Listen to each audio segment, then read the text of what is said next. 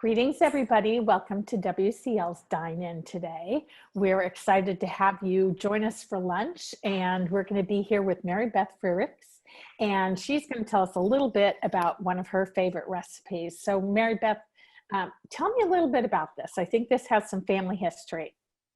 It does. This recipe was my mother's. Her name was Shirley, and she's been making it since probably the early 60s. And it's become a family tradition. Mm-hmm. It's a cookie that people love, and the secret to this cookie is that, as you can see, there's sour cream and there's nutmeg. So the sour cream enhances just the taste, and it creates a little bit more moisture.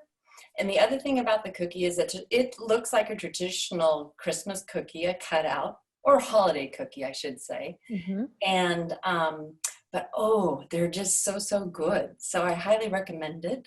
So these are frosted. You frost They are, them? absolutely. Yeah. As you can see in the directions, step 5 is to chill the dough. Mm-hmm. You make the dough, and then you chill it. And then after you chill it, then you can take it out and roll them out. They'll roll out a little bit easier, and then have a frosting party, which is super fun. Uh-huh. And I wanted to let people know that I did say holiday cookie because I've made these at Valentine's Day for hearts and have sent them to different people.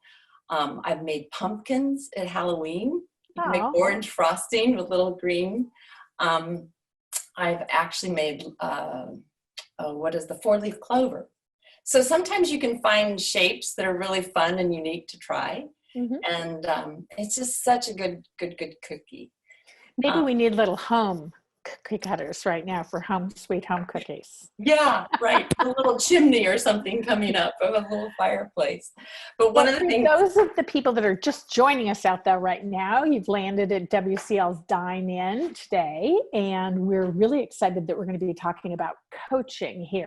But as we let everybody into our room and let them settle into their lunch and get ready for this, we're talking about Mary Beth's favorite recipe, or I think most heartfelt recipe. It's been really fun kind of gathering everybody's favorite recipes as we go through this. So let's see.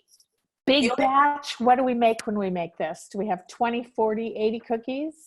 Great question. You probably have a good 35 to 40, depending on the size of the cutout. Mm-hmm. And we always double them. And one thing I actually would like to share, Sue, is that one of the things I did one year, is probably 15 years ago, is I had the recipe, you know how they do it on those plates at a pottery shop? Yes. And had it decorated with holly all the way around, and it's quite large. It's this big. So I gave it to my mother for Christmas one year, and she was just so touched that I had done that. And I just got the chills, Mary Beth. I love that. And so we've gone beyond sharing favorite recipes, and now we're sharing gift ideas. It's even better. I was thinking, every year my mother passed 5 years ago. And so I obviously have the plate out of the siblings, and I take it out every year and I display it. It's just so pretty. So I wanted to say, I've seen in our Dine-In events so many great recipes. So if anyone is ready for a gift idea, it's a great gift idea. There you go. It's a fabulous idea. Yeah. All right. Well, I think it's time for us to get going. I'd like to welcome you all again to Dine-In today. I'm Sue Parham, and I'm here with Lauren, who runs our technology, is on the board of WCL, and we could not live without her. And of course, our guest, Mary Beth Friedrichs. Mary Beth has been a friend of WCL for a close friend, at least for a year. I know you've been attending or been with WCL for many years, but I got to know Mary Beth a year ago in a pie shop and fell in love with her in that moment, and have just been so excited every time we have the opportunity to work with Mary Beth since that point. Now, Mary Beth was in HR for 20 years. Finally, ultimately, the VP of the organization and running all of HR. But her passion was around talent and talent development, talent recruitment. And that led her to really working with people one-on-one, which she loved. And as luck would have it, she discovered coaching as an extension of that love of one-on work with people and development of people, and kind of recreated, renovated, what would you say, recreated herself and pursued every avenue of training she could in the area of coaching, which when you know Mary Beth, which you will understand that she has that hunger for and that curiosity for knowing everything she can. So I think she's a perfect person to tell us today what coaching is, what it can do for you, what you should expect of it. And we're going to be spending some time together on Coaching 101. So Mary Beth, welcome to WCL's Dine-In today. Thank you, Sue. I really appreciate it. Today, my purpose is really just to kind of educate, inform, and empower all of you. In today's business world, it seems like all of us are just kind of thrown in this category of coaching and development, and there's so much in there. And so today, what I'd like to do is kind of inform you about what my point of view is about what coaching is, and then also tease out some of the differentiators of the different professions. With that, I'd like to also encourage us to take a poll. We're going to put up a poll, and a question is, what is your level of experience with coaching? Have you ever worked with a coach? Are you a coach? Did you have a coaching engagement and perhaps the chemistry wasn't there? And or how would you go about finding another coach or a coach? So we're going to pause for just a minute and we'll talk a little bit about this poll. Oh, all kinds of things coming in with never working with a coach, kind of being in the lead right now, and also have worked with a coach.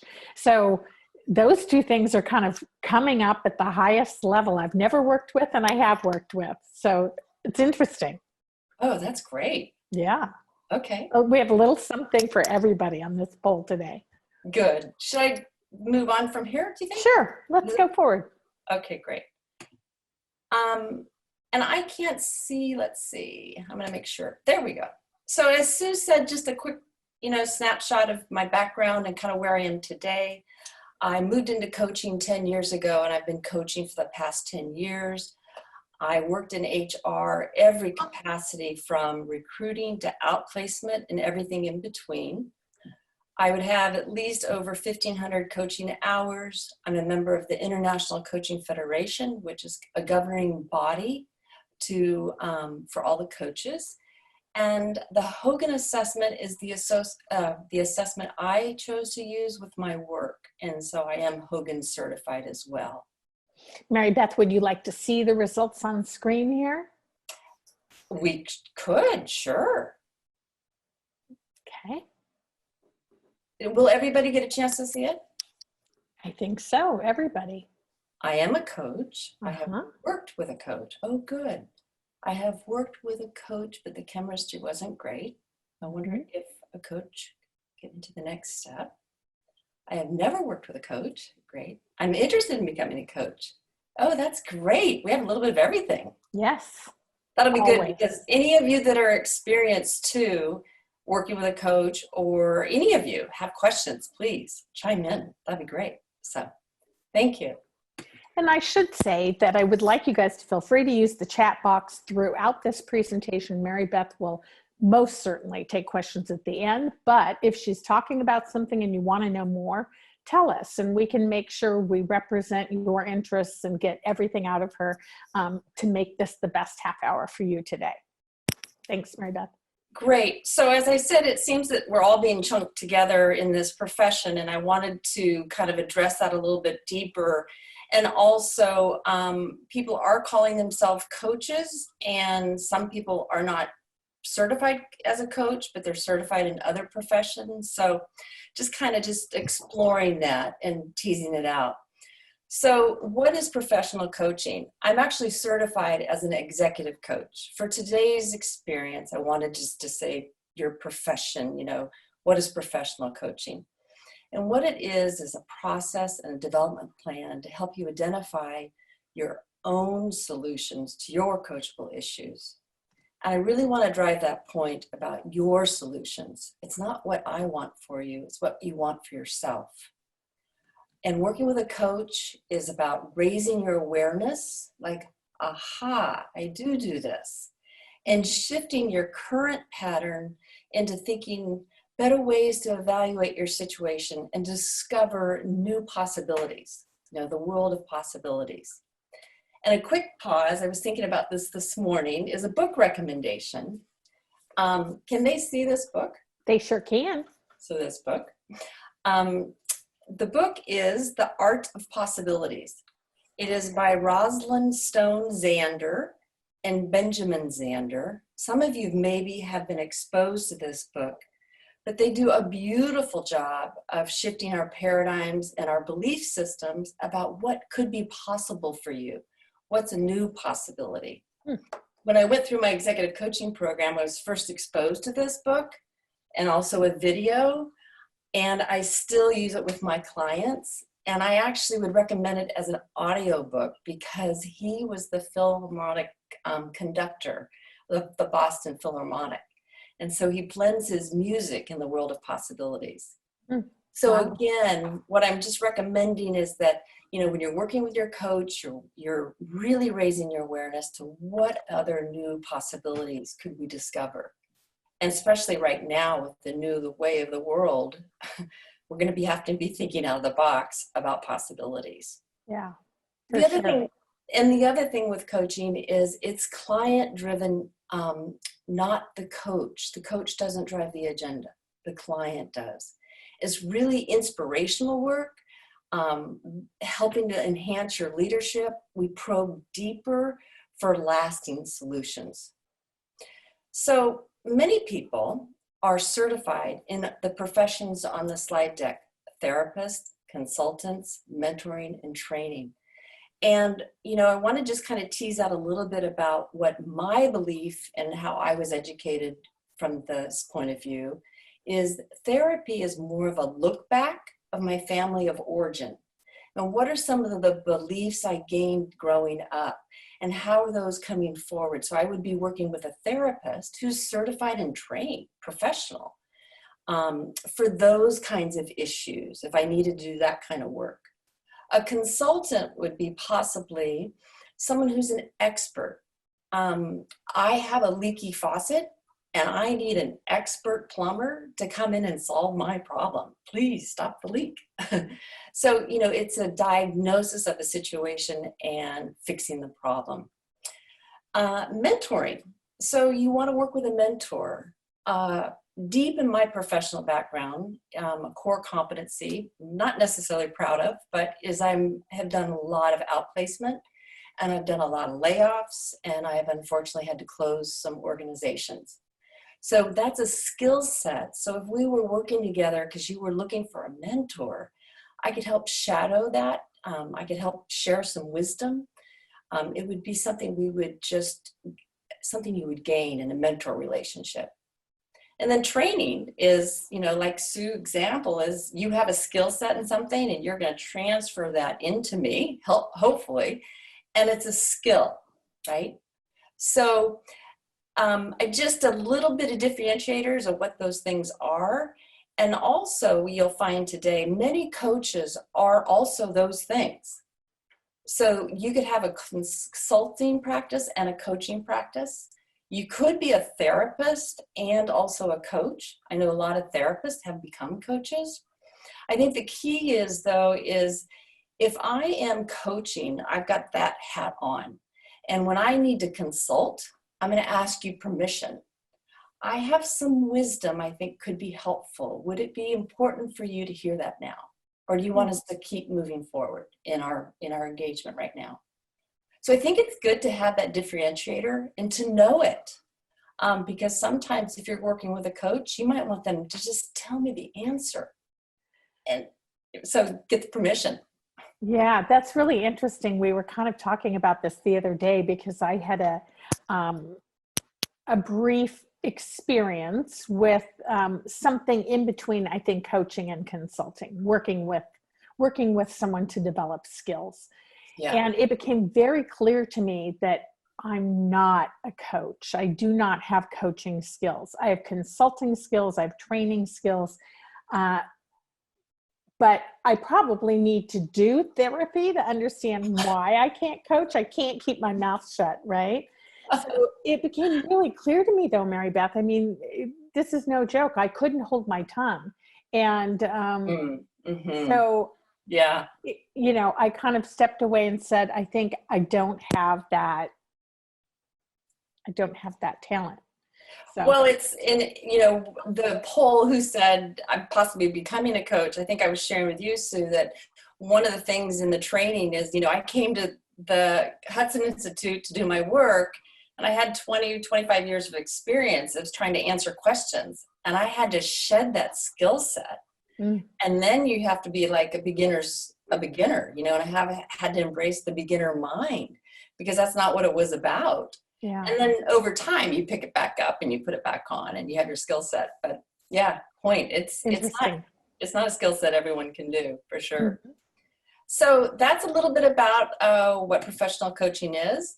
The example I use just to drive this point is our bicycle skills here. We want to learn how to ride a bike. So a consultant might have ridden the bike several times. They're an expert. They probably even wrote the manual about how to ride a bike. And they're going to diagnose your attempts to find out, why can't you ride this bike, and let me help you, and they'll fix it with their expertise. A coach, on the other hand, would probably make sure you get on the bike safely, and then we're going to help you ride the bike, but we're going to walk along your side and guide you through the process until you really have your own confidence to ride your own bike. So it's much more of a partnership with that individual. And again, coaches do not diagnose problems, rather partner with you to determine, you know, the answers that you're seeking. Mary Beth, we have Joan who's raised her hand. I wonder, Lauren, if we can unmute her and invite Joan to speak up, or Joan, you can also write in the box if you'd like, in the chat box. Sure, great.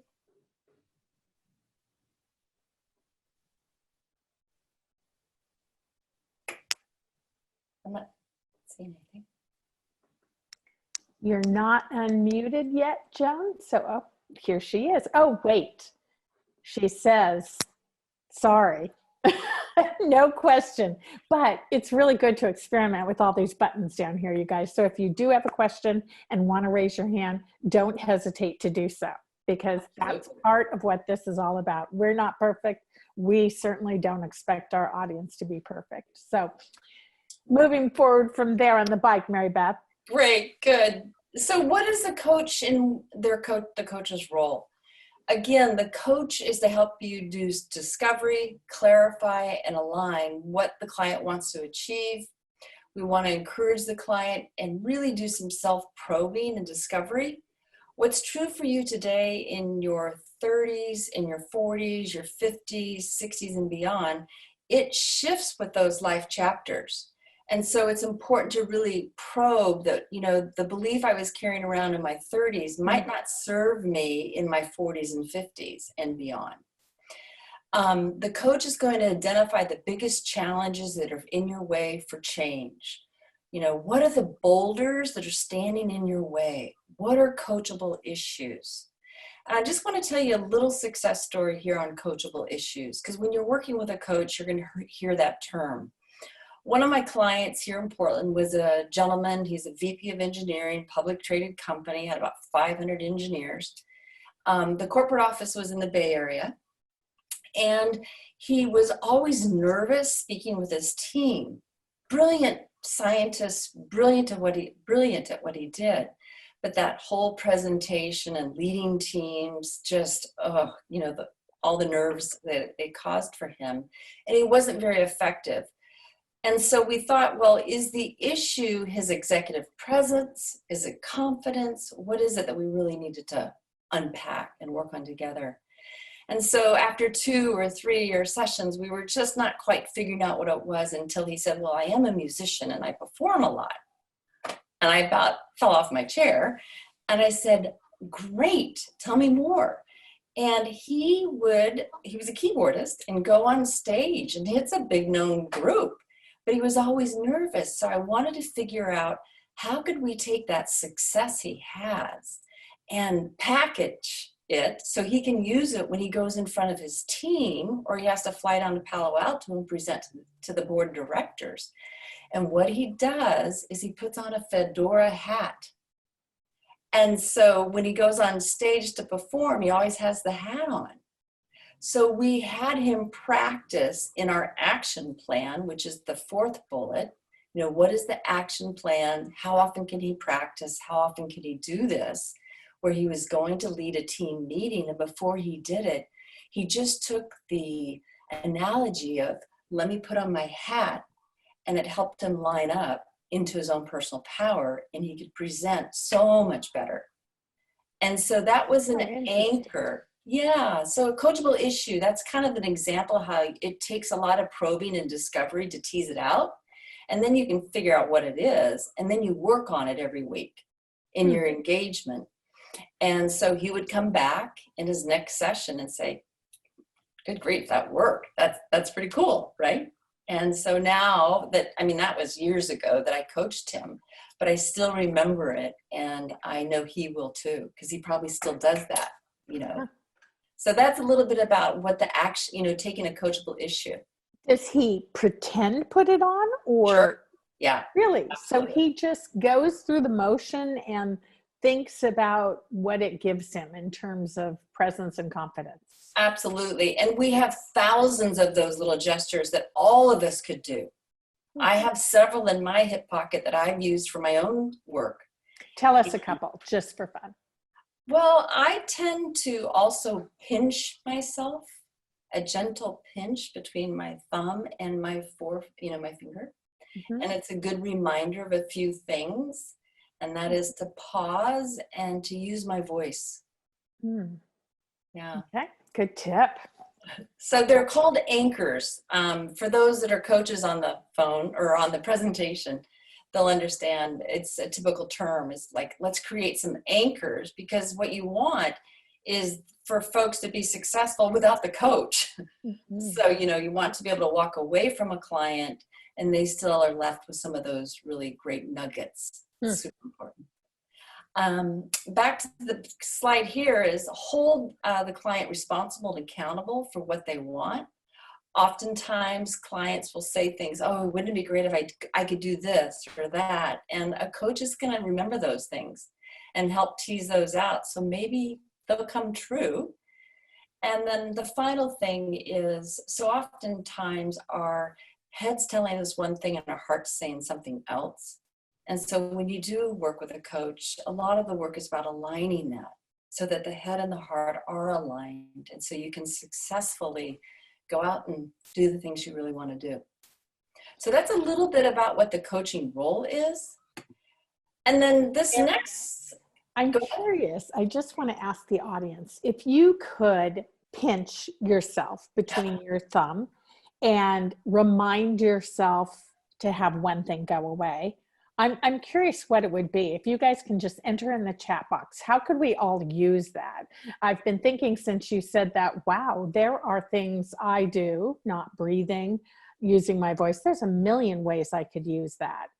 But, you know, commitment is much more important than just thinking things through. So I'm curious, how would you guys use that? What would you pinch yourself to remind yourself to move on from whatever you're doing and not use that, you know, that thing?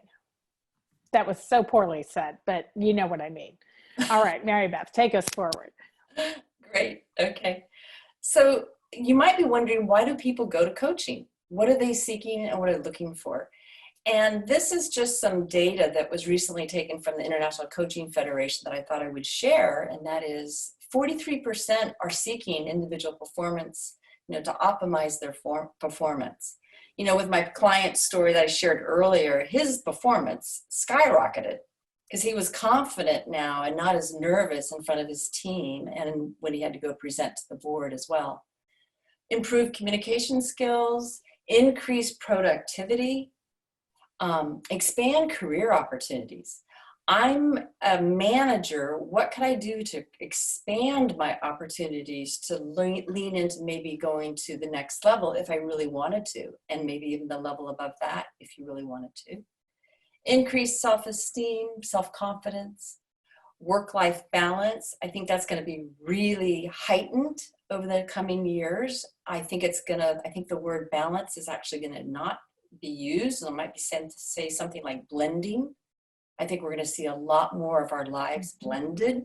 So how do we do that? What's the magic for doing that? Or at least my personal magic about that. And then improve business management. Again, on the business side, I come to it with some knowledge of that world, but if you wanted something specific, you might go for a coach has stronger general manager skills, who's been trained in that world, or financial skills or whatever, but to improve your overall business skills. So that's a reason why people seek a coach. If there's other reasons, I'd be more than glad to find that out too, chime in. Do people come to you when they have a big problem? I mean, is that sometimes why people seek a coach? Like, I Sure. am just not thriving in this environment, or with my boss, or same subject, I guess. Yeah, absolutely. I can't communicate effectively with my leader, or I manage really well up, but I can't manage down. Or at the peer level. There's a lot of that happens, which is quite interesting. I have also worked with people who realize, it's time for me to leave an organization, and I want to do it with grace and dignity. So a really good transition plan about how that would look. I've had people who want to, quote, retire, and like, how do we make that transition? And what are the things I need to do in that regard? Yeah. Lots of those reasons. That answer your question, Sue? Okay, great. And then questions to ask a coach. So now that we've talked a little bit about it, we've teased out what it's about. So if you're thinking about finding a coach, I highly recommend the first thing is get referrals and get more than one name. And if you could ask 2 or 3 people for referrals, it's a beautiful thing. If you get the same name among 3 different people, that's a really nice, you're usually on target. But what is their professional background? What is their coaching experience and their methodology?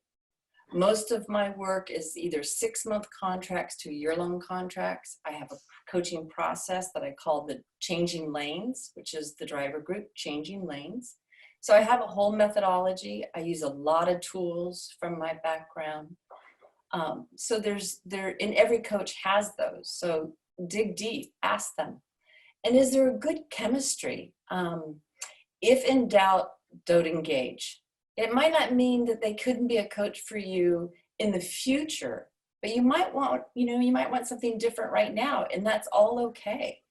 But you're looking for them, like, can I trust this individual? Because you're going to spend some time with this person. And so trusted and feel a good rapport. Another question is, what kind of assessments might you bring into our engagement? And are you certified to deliver those? What are the tools you might use? What are some of the communication tools you might use? And then, are they coach specifically trained? Are they a member of the International Coaching Federation? I think that just lends a lot of credibility. When you go through a coaching program, there's a lot of rigor. It's equivalent to a master's degree. And to go through the coaching program that I actually went through, we had to be coached 50 hours by a master coach and coach others as well. And I could go into that. It's a good program. But so anyway, what are the trainings that are out there and that they've gone through? So let's say we've decided to work together. You kind of know what's going on, and what should you expect kind of in the beginning of our work together? It's very typical that you would engage in an agreement. It's coaching contract. In my contract, it clearly says it's not therapy. I am not a trained therapist, and so I'm a coach. There's could be pre-work coaching questionnaire just to get a sense of your background and what's important. You might complete some assessments. A lot of people use them, a lot of coaches. You can expect really powerful questions, things you've never thought of, and that's very typical with the work of a coach. And then you can definitely expect that the coach is going to hold you accountable. You have desires, and we're going to help you thrive, and we're going to get you there. So Mary Beth, a lot of, I think coaching is really on the rise right now, right? There's many more coaches than previously. And one of the things I've heard is organizations are using coaches because women don't have as many role models as they would like. So I'm curious, if we're in middle management or, early on in our career, early management, do companies support us? Do they pay for coaching? How can we get support to do this? Because it sounds great, like something we would everybody would love to do. So absolutely. Do you see organizations supporting middle managers, and how do we go about that? Absolutely. And I think the reason why, Sue, is that the ROI on coaching has been highly effective because it's really individual work, and they're seeing the shift of behaviors, right? So my example of my Fedora person is showing up differently. So people are going, he or she is a little bit different. Their elbows aren't as, sharp as they could be, or something in that regard. And a lot of people at all levels of organization are experiencing coaching because of the power of coaching, which is wonderful. I think traditionally it might have started out as more of, boy, we're having a really hard time with Johnny and we just can't fix him, right? And so I think a good coach would say, whoa, that's not my responsibility, right? Because those are other performance management reasons why they can't fix Johnny. But to develop Johnny is a whole different avenue. And so I think that many organizations are saying, we have tuition reimbursement, we have professional dollars allocated for our employees, we have all these benefits. What would it look like if we brought in a roster of coaches available to a variety of people? I think it's important to also ask for a coach, particularly if you've just been recently promoted or entertaining a promotion. Because you want to navigate those new waters. If I've been having the opportunity to work with all of my people and, we have social hours together and all of a sudden I get promoted, it shifts the dynamics. So how could I work with a coach to help me kind of mediate some of that and from some of those things? And how do I be more effective now that I'm leading a group of people? So. Sometimes I think it's really nice just to have the language. And I love the idea, and you have, 20 years in HR prior to this. I love the idea of being able to go to my manager and saying, the ROI on coaching is proven. It's really valuable. There's some things that I would like to do to prepare my next step or prepare for shift in behaviors. I love shift in behaviors and ROI. Would you recommend that is how we go in looking for this and literally say, these are some of the things I would like to work on to prepare for my next step? Or how would you, if you were saying with me, I'll be the boss. I would absolutely encourage that, because that means you have a really good, healthy dialogue with your manager, right? You're being honest, you're being upfront. I have this skill set, but to go to the next level, I want to enhance that skill set. We all want to enhance our skill set. So hopefully your manager will be really receptive. And one thing I want to invite too is it's kind of tricky right now because so many companies are having incredibly challenging times. And also the survivor who stays in an organization, if there are furloughs and layoffs that occur, that is a really hard role to maintain, because they're asked to still lead. You're still working, and you have less resources. You've got to get really creative about, how do I do this now, right? So also trying to ask for, okay, I'll step up, I'll stay and keep working. And is there any way we could at least do some kind of engagement with a coach to help me navigate these waters? We've got some folks in the audience that are kind of wondering, do you work live one-on-one pre-coronavirus anyway. Is it on the phone? Is it via Zoom? Can you give kind of a general idea of cost? What do people have to budget if they're going to their manager? Just, and these can be big, broad statements. I know our audience won't hold anybody to these, but it's just kind of a question to kind of get our mind in the right place. That's a challenging question because I am more corporate sponsored, meaning I'm bought by the corporation for my skills. So I've seen in the greater Portland area, from a smaller organization for a 6-month contract, anything from $8,000 up to $15,000 in a publicly traded company. Mm-hmm. In the big Fortune 500, I think you're going to see engagements even much higher than that. Mm-hmm. Okay. On the individual level, I think you can see anywhere from $150 to $500. It's Mm-hmm. all over the map. Mm-hmm. It depends on the length.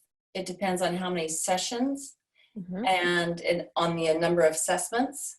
My assessments are inside my fees. Mm-hmm. They're not, teased out. I also think that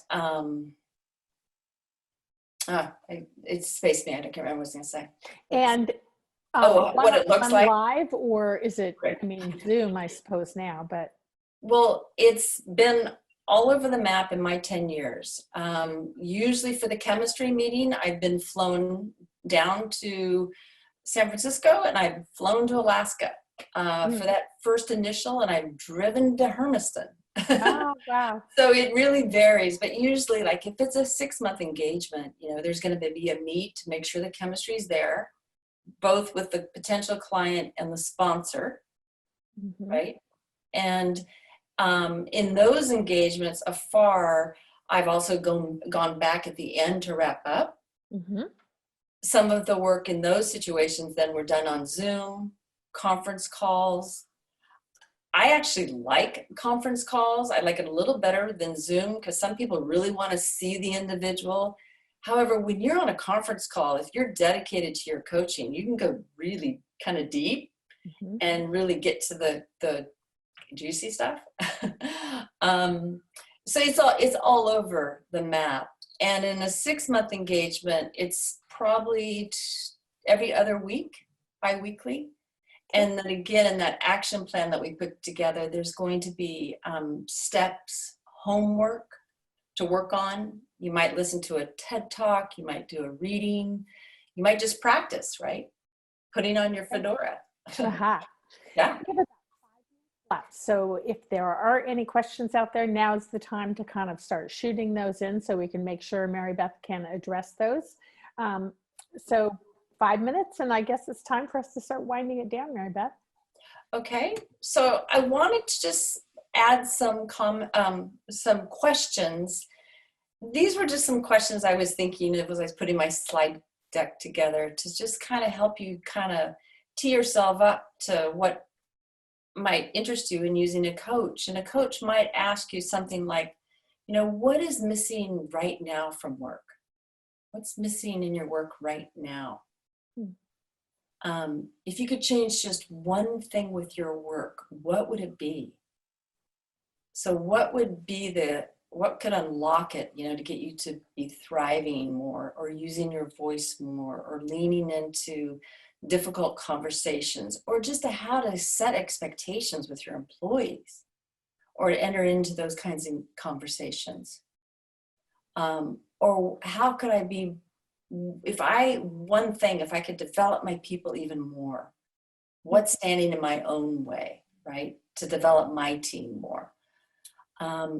What is one small step you could take right now?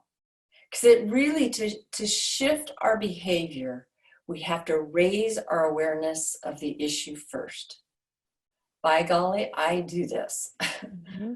Okay, so now that I know that, where else is that showing up in my life?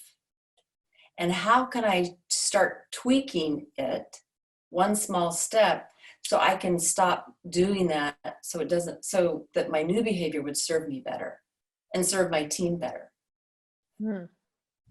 So how would that serve me? I'd be more effective. I'd be able to be a better leader. My communication would be stronger. And I actually like this question is, what's wrong with the position you hold right now? Yeah. You know, because so many of us run around with this mental model that, oh, I've got to be promoted to a VP because that's the end all. Yeah. And, you know, you start unpacking that.